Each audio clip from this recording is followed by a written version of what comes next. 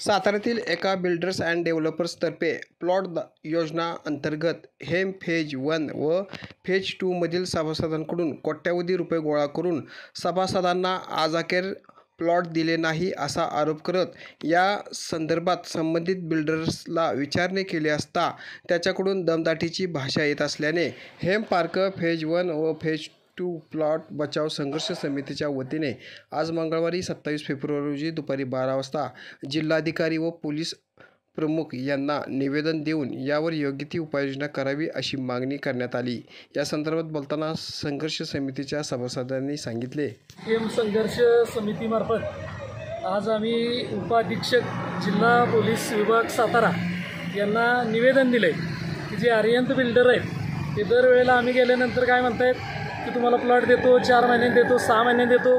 कालसुद्धा आम्ही त्यांच्या ऑफिसला गेलो असताना त्यांनी दमदाटीची भाषा केली आणि नंतर आम्हाला नोटरी करून दिली। म्हणजे आमचेच पैसे घेऊन आमच्यावरच अन्याय करण्याचं काम या आर्यंत बिल्डरमार्फत सुरू आहे आणि त्याला काही लोक बळी पडत आहेत आणि मग तो आरेरावीची भाषा करतोय।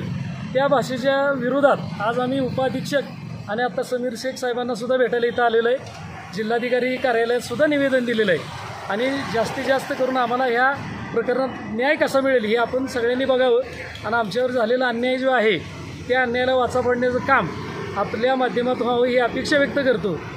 आणि आतापर्यंत जवळजवळ त्या दोन्ही ह्याच्यामध्ये 3,500 प्लॉटधारक होते।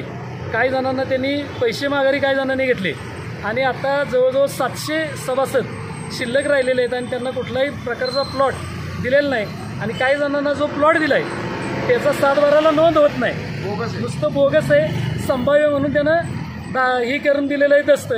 तर आम्ही त्या रजिस्टर ऑफिसला सुद्धा पार्टी करणार आहे की खोटा दस्त कसा काय केला। त्यामुळे रजिस्टर ऑफिससुद्धा हेम एजन्सीच्या ऑफिसला आम्ही काल गेलो असता त्यांचे प्रोप्रायटर बिपिन शाह आम्हाला भेटले।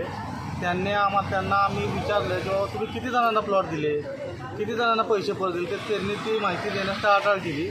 पण त्यांनी जे लेखी दिले त्यात त्यांनी असं दिलेलं आहे की जेमतेम 705 लोकांना मी प्लॉट देणं अपेक्षित असते म्हणत आहे, बाकीच्यांना मी दिलेलं आहे। त्यांना आम्ही 4 ते 6 महिन्यानंतर प्लॉट देऊ असे त्यांनी काल म्हणजे लेखी नोटीस दिलेलं आहे। प्लॉटिंग आहे कुठं? प्लॉटिंग साईड आहे किंडवाडी। पण मला काय म्हणजे टोटल प्लॉट आहेत 3800 लोकांचे प्लॉट आहेत। आता ज्यांचे तुम्ही प्लॉट दिले ते माहिती तुम्ही दिली पाहिजे ना आम्हाला, ते आम्हाला काही देता नाही। पहिल्यांदा त्यांनी आम्हाला गेल्यानंतर दमदाटी दम देण्याचा प्रयत्न केला, दमात घेण्याचा प्रयत्न केला। त्यानंतर ते थोड्या वेळानंतर त्यांनी 4-6 महिन्यानंतर देण्याची ग्वाही देऊन ती नोटीस करून दिली। ते बी कसं आहे, जे आहे ते घ्या, जे आहे ते घ्यावं लागेल, तुम्हाला जास्त बोलायचं नाही अशा आठवण त्यांनी ते दिलेलं आहे। मग आम्ही किती दिवस आमची पिळवणूक होणार आहे, आम्ही कुणाकडे जायचं? बरं, आम्ही साताऱ्यातील प्रॉपर रहिवासी काय, सातारा जिल्ह्यातील जर एखादा बाहेरचा बिल्डर येऊन जर आपली पिळवणूक करत असेल तर ह्या लोकांना न्याय कोण देणार आहे? किती गुंठ्याचे प्लॉट आहेत? साधारणतः 1200 स्क्वेअर फूट, 1600 स्क्वेअर फूट असे 4851 प्रमाणे 45 हप्ते भरायचे अशी त्याची ॲड होती।